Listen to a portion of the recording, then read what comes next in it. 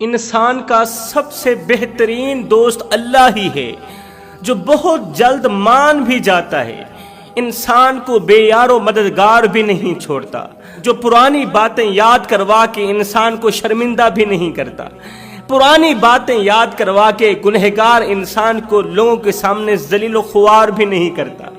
کتنا اچھا اللہ ہے ہمارا، کتنا اچھا دوست ہے ہمارا۔ اللہ خود فرماتا ہے، اے میرے بندے، جو فرشتے شام کو تیرے گناہ لے کر میں رب کے پاس آتے ہیں، میں رب صبح انہی کے ہاتھوں میں تیرا رزق بھیجتا ہوں۔ جو فرشتے شام کو تیری خطائیں لے کر میرے پاس آتے ہیں، تیرے گناہ لے کر میرے پاس آتے ہیں، میں صبح انہی کے ہاتھوں میں تیرے لیے رزق بھیجتا ہوں۔ میں کتنا اچھا رب ہوں تیرا، میں رب تیری کتنی دیکھ بھال کرتا ہوں، کتنی فکر کرتا ہوں، تیرا کتنا خیال رکھتا ہوں۔ ہائے جوانو، جس دل میں اللہ کی محبت آباد ہو جائے، جس دل میں اللہ کی محبت بس جائے، وہ دل نہیں رہتا بلکہ آستانہ بن جاتا ہے۔ کیا تم بھی اپنے دل کو آستانہ بنانا چاہتے ہو؟ اگر آپ بھی اپنے دل کو آستانہ بنانا چاہتے ہیں تو پھر آ جائیں، اللہ کی محبت کو اپنے دل میں جگہ دے دینا۔ اللہ کی محبت کے علاوہ دنیا کی ہر ایک محبت دکھ دیتی ہے، چاہے وہ محبت مال کی ہو، دولت کی ہو، اولاد کی ہو، بیوی کی ہو، کسی کی بھی ہو، اللہ کی محبت کے سوا، اور ہاں یہ بھی کہنا چاہوں گا، والدین کی محبت کے سوا، اللہ کی محبت کے علاوہ، والدین کی محبت کے علاوہ دنیا کی ہر ایک محبت دکھ کے علاوہ کچھ نہیں دیتی۔ حضرت سیدنا عیسیٰ علیہ السلام کا زمانہ تھا۔ عیسیٰ علیہ السلام کے زمانے میں ایک مالدار شخص تھا، ہیرے جواہرات کی اس کے پاس کوئی کمی نہیں تھی، مال و دولت کی اس کے پاس کوئی کمی نہیں تھی۔ اس کے پاس اس قدر دولت تھی، اس قدر مال تھا کہ قیمتی سے قیمتی ہیرے اور جواہرات سے اس کی صندوقیں اور تابوت بھرے پڑے رہتے تھے۔ وہ نادان پیسوں کی ہرس میں آ کر، پیسوں کی لالچ میں آ کر، نفس کو اپنا سب کچھ مان کر اللہ کی محبت بھول چکا تھا۔ اسے دنیا کا مال تو نصیب ہوا مگر اللہ کی محبت کی چاشنی نصیب نہ ہوئی، اللہ کے پیار کی لذت نصیب نہ ہوئی۔ یہ مالدار شخص اپنی بیوی سے بے پناہ محبت کرتا تھا۔ اس کی بیوی بڑی ہی حسین و جمیل تھی، خوبصورت ملکہ تھی، شہزادی تھی، اس قدر حسین و جمیل تھی کہ چاند بھی دیکھے تو شرما جائے۔ یہ اپنی بیوی سے بے پناہ محبت کرتا تھا، محبت بھی نہیں مودت بھی کرتا تھا۔ وہ مودت جس کا ذکر قرآن پاک میں آیا، الا المودتا، الا المودتا، وہ تو کہا فی القربانہ کہ میری قرابت کے ساتھ، اہل بیت کے ساتھ محبت نہیں مودت کرو۔ وہ بھی اپنی بیوی کے ساتھ محبت نہیں مودت کرتا تھا۔ جس طرح مچھلی کو پانی کے ساتھ مودت ہوتی ہے کہ مچھلی پانی کے بغیر زندہ نہیں رہ سکتی، اسی طرح وہ نادان بھی بیوی کی محبت کے بغیر زندہ نہیں رہ سکتا تھا۔ ہے جس دل میں اللہ کی محبت کو جگہ دینی تھی، اللہ کے پیار کو جگہ دینی تھی، اس دل میں اس نے بیوی کی محبت کو رکھ دیا۔ بیوی کی محبت کی آڑ میں آ کر یہ نادان اللہ کی محبت بھول چکا تھا۔ پھر اس کا انجام کیا ہوا، دل کے کانوں سے سنیے گا۔ یہ اپنی بیوی کو ایک وقت میں 20 کلو سونا پہناتا تھا، 20 کلو زیورات پہناتا تھا۔ کوئی ایسا قیمتی ہیرا نہیں تھا جو اس نے اپنی بیوی کو نہ پہنایا ہو۔ یوں سمجھ لو کہ اس کی بیوی کپڑے بھی سونے کے پہنتی تھی، اس کی بیوی جوتے بھی سونے کے پہنتی تھی، اس کی بیوی سونے کے پلنگ پر سوتی تھی۔ یہ شخص اپنی بیوی کی ہر ایک تمنا پوری کرتا تھا، ہر ایک خواہش پوری کرتا تھا، ہر ایک آرزو پوری کرتا تھا۔ وقت گزرتا گیا، اللہ کا کرنا ایسا ہوا کہ اس کی بیوی کی زندگی کا سورج غروب ہو گیا۔ زندگی کا سورج غروب ہوا، موت کا سورج طلوع ہوا۔ وہ موت جس کا نام سنتے ہی انسان کا بدن کانپنے لگ جاتا ہے، وہ موت جس کا نام سنتے ہی انسان کے چہرے پر پریشانیوں اور مصیبتوں کے آثار نمودار ہونے لگ جاتے ہیں۔ وہ موت جس گھر میں ڈیرا ڈال دے تو ماؤں کی گود خالی ہونے لگ جاتی، بہنوں کا سہاگ چھن جاتا ہے، بیٹیوں کا فیوچر بظاہر تاریک نظر آنے لگ جاتا ہے۔ یہی موت ہے۔ انسان ساری زندگی یہی سوچتا رہتا ہے کہ لوگ کیا کہیں گے، میاں لوگ کیا کہیں گے، صاحب لوگ آخر میں بس یہی کہتے ہیں کہ انا للہ و انا الیہ راجعون۔ ایک قبرستان کے باہر لکھا تھا کہ منزل تو تیری یہی تھی، بس زندگی گزر گئی آتے آتے، منزل تو تیری یہی تھی، بس زندگی گزر گئی آتے آتے، او نادان کیا ملا تجھے اس دنیا سے، اپنوں نے ہی دفنایا تجھے جاتے جاتے۔ اے انسان، نہ کفن میں جیب ہے نہ قبر میں الماری ہے، اور کمال کی بات تو یہ ہے کہ موت کا فرشتہ رشوت بھی نہیں لیتا۔ اے نوجوان، کسی اور کی محبت کو دل میں بٹھا لینے سے کہیں زیادہ بہتر ہے کہ اللہ رسول کی محبت کو دل میں جگہ دی جائے، اللہ رسول کی محبت کو ویلکم کیا جائے، اللہ رسول کی محبت کا استقبال کیا جائے۔ یہی تو وہ محبت ہے جو موت کے وقت خاتمہ ایمان پر کرے گی، یہی تو وہ محبت ہے جس کے صدقے مرتے وقت کلمہ نصیب ہوں گی، یہی تو وہ محبت ہے جس کے ذریعے موت کے وقت روح آسانی کے ساتھ نکلے گی، یہی تو وہ محبت ہے جو انسان کی قبر کو جنت کے باغوں میں سے باغ بنا دے گی، یہی تو وہ محبت ہے جو قیامت کے دن عرش کا ٹھنڈا سایہ نصیب کرے گی، یہی تو وہ محبت ہے جو قیامت کے دن بغیر حساب و کتاب کے جنت میں داخل کرے گی۔ اس محبت کو اپنے دل میں جگہ کیوں نہیں دیتے؟ اللہ فرماتا ہے، اے میرے بندے، تو کرتا وہ ہے جو تو چاہتا ہے، پر ہوتا وہ ہے جو میں چاہتا ہوں۔ اے میرے بندے، تو وہ کر جو میں چاہتا ہوں، پھر ہوگا وہی جو تو چاہتا ہے۔ اللہ تیری چاہت کیا ہے؟ اللہ تیری رضا کیا ہے؟ اب اللہ اپنی رضا بتانا چاہتا ہے۔ جوانوں، یہ سورج، چاند اور ستارے، یہ موسموں کا ایک دوسرے کے بعد آنا جانا۔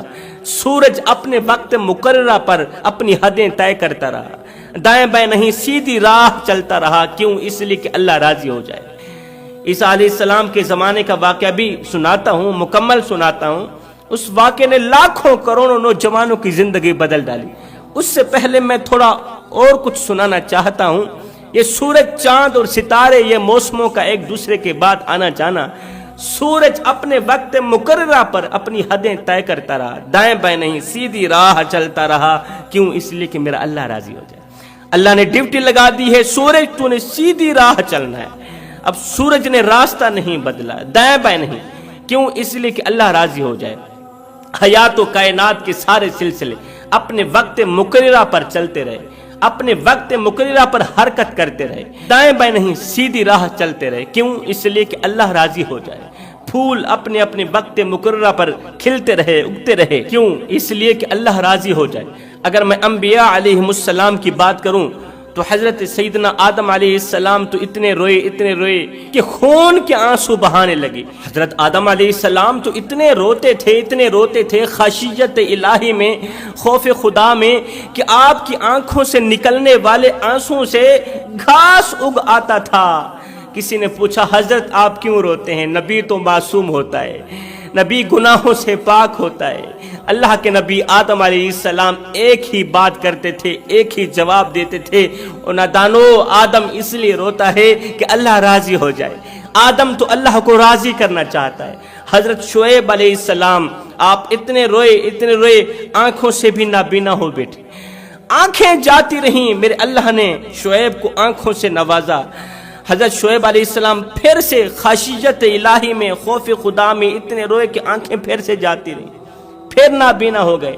میرے اللہ نے فرمایا، میرا شعیب تو اتنا کیوں روتا ہے؟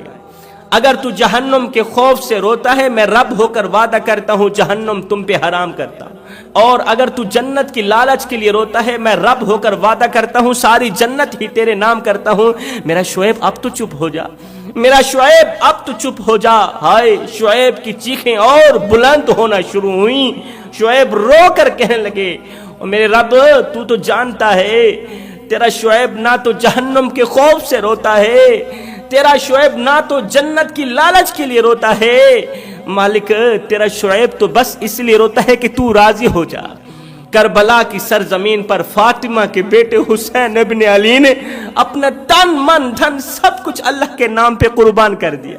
کسی نے پوچھا، اے حسین ابن علی، کڑیل نوجوان علی اکبر لٹانے کی ضرورت ہی کیا تھی؟ علی اصغر قربان کرنے کی ضرورت ہی کیا تھی؟ اون محمد لٹانے کی ضرورت ہی کیا تھی؟ عباس کے بازو کیوں قربان کیے؟ فرمایا اس لیے کہ میرا اللہ راضی ہو جائے۔ اب ایک طرف ساری کائنات ہے، دوسری طرف تنہا میرے محمد کی ذات ہے۔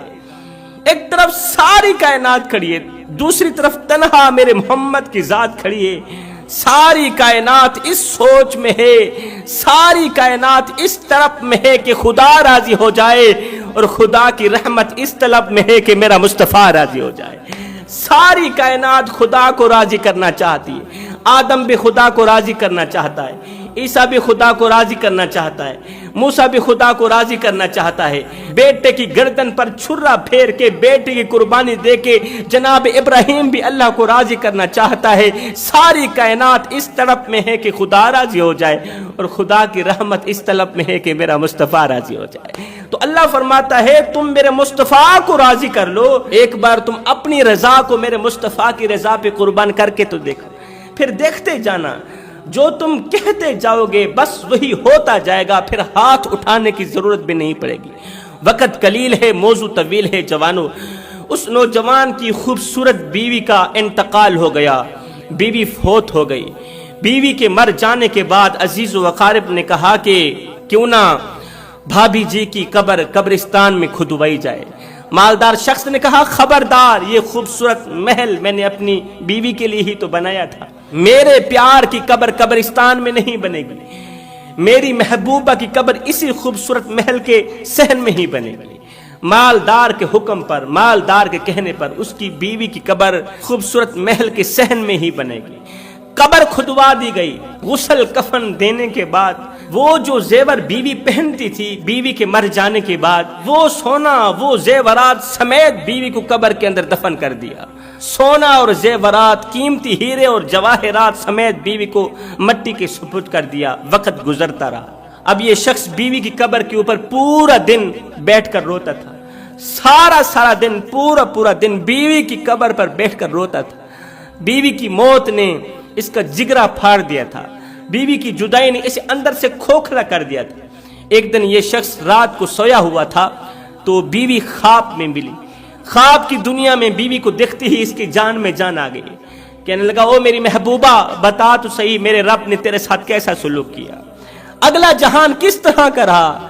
اس نے کہا اگر یہ دیکھنا چاہتے ہو کہ میں کس حال میں ہوں تو پھر ناممکن کو ممکن بنانا پڑے گا۔ اگر تم اپنی آنکھوں سے اپنی محبوبہ کو دیکھنا چاہتے ہو کہ تیری محبوبہ کس حال میں ہے تو پھر مشکل کام کو آسان بنانا پڑے گا۔ اس نے کہا جلدی بتا کون سا کام ہے، تجھے ایک بار پھر سے دیکھنے کے لیے تو اگر آسمان سے تارے بھی توڑ کے لانے پڑے تو میں لانے کے لیے تیار ہوں، جلدی بتا کون سا کام ہے۔ بیوی نے کہا وہ مشکل کام یہ ہے کہ اگر تو مجھے میرے حال میں دیکھنا چاہتا ہے تو پھر میری قبر کھود، مجھے دیکھ اور عبرت حاصل کر کہ میں کس حال میں پڑی ہوں، کس حالت میں پڑی ہوں، قبر نے میرے ساتھ کیسا سلوک کیا ہے، آخرت نے میرے ساتھ کیسا سلوک کیا ہے۔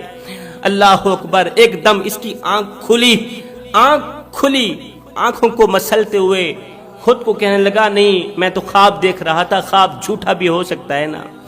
پھر سویا، نیند آئی، آنکھ لگی، خواب کی دنیا میں پھر سے خواب کی دنیا میں بیوی ملی۔ پوچھنے لگا اے میری محبوبہ بتا آخرت نے تیرے ساتھ کیسا سلوک کیا، اللہ نے تیرے ساتھ کیسا سلوک کیا، قبر نے تیرے ساتھ کیسا سلوک کیا۔ اس نے کہا اگر مجھے دیکھنا چاہتا ہے تو پھر میری قبر کھود، پھر مشکل کام کو آسان بنا، قبر کھود، دیکھ میں کس حال میں پڑی ہوں۔ قبر نے مجھے اس طرح دبایا ہے کہ میری ایک حصے کی پسلی دوسرے حصے کی پسلیوں پہ وصل ہو گئی ہے۔ جب 5ویں مرتبہ بھی یہی خواب آیا تو اس شوہر نے کیا کیا، کدال اٹھایا، قبر کو اکھاڑنے لگا۔ کدال اٹھا کر قبر کھود ڈالی۔ جب قبر کھودی، جب بیوی کا تابوت کھولا، جب تابوت کے اندر نظر ڈالی، ایک دم پیروں تلے زمین نکل گئی، ایک دم کانپ اٹھا، ایک دم اس کی چیخ نکل گئی۔ کیا دیکھتا ہے کہ وہ جو ہیرے اور جواہرات تھے نا وہ کیڑوں کی شکل اختیار کر گئے، وہ جو سونا تھا وہ عذاب کی شکل اختیار کر گیا۔ یہ عبرت ناک منظر دیکھ کر ایک دم قبر کو بند کیا، قبر کے اوپر مٹی ڈالی، تابوت بند کرنے کے بعد قبر کے اوپر مٹی ڈالی، پھر بیٹھ گیا قبر کے اوپر رونے۔ कब्र के ऊपर बैठकर ज़ारो कतार रोने लगा। इतना रोया कि आंखें खून के आंसू बहाने लगी। अल्लाह का करना ऐसा हुआ, उसी के घर के करीब से हजरत सैयदना ईसा अलैहिस्सलाम का गुजर हुआ। ईसा अलैहिस्सलाम जब उसके घर के करीब से गुजरे तो आपको रोने की आवाज आई। आप देखने लगे कहीं इस घर में फौतगी तो नहीं हो गई, कोई मर तो नहीं गया, किसी का इंतकाल तो नहीं हो गया। आखिर इस कदर ऊंची ऊंची आवाज में खूबसूरत महल के अंदर रोने की आवाज किसकी आ रही है? कौन रो रहा है और किस वजह से रो रहा है? हजरत ईसा अलैहिस्सलाम अल्लाह के नबी जब महल के अंदर दाखिल हुए, अल्लाह अकबर, तो क्या देखते हैं? खूबसूरत महल के सामने एक कब्र सी बनी हुई है, कब्र के ऊपर एक शख्स बैठा है, इतना रो रहा है कि खून के आंसू बहा रहा है, ऊंची ऊंची आवाज में चीखो पुकार कर रहा है, हाय मैं मारा गया, मैं लूटा गया, मेरी बीवी की कब्र जहन्नुम के गढ़ों में से गड्ढा बन गई है। ईसा अलैहिस्सलाम ने उसके कंधे पर हाथ रखा, पूछा भाई तेरे रोने की वजह क्या है? ये दर्द भरी आवाजें किसको दे रहा है? दर्द भरे जुमले किसको बोल रहा है? ये दर्द भरे दुखड़े किसको सुना रहा है?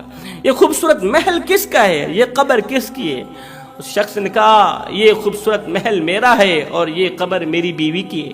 मैं अपनी बीवी से बेपनाह मोहब्बत करता था, बीवी की मौत ने मेरा जिगरा फाड़ दिया, बीवी की जुदाई बर्दाश्त ना कर पाया, बीवी की जुदाई ने मुझे अंदर से खोखला कर दिया। फिर 5 रातें मैंने मुसलसल ख्वाब देखा। मेरी बीवी ने कहा अगर मुझे देखना चाहता है कि मैं किस हालत में पड़ी हूं तो मेरी कब्र खोद के देख ले।